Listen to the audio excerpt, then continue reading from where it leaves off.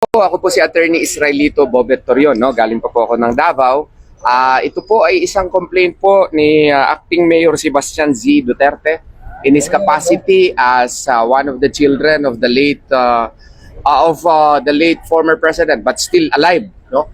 Former President Rodrigo Roa Duterte, against lawyers who happen to be high officials of our country, namely Secretary Jesus Crispin Remulla, Secretary Gilberto Eduardo Gerard, Teodoro Undersecretary Nicolas Felix LT, Prosecutor General Richard Anthony Fadullon, no, for disbarment case, no.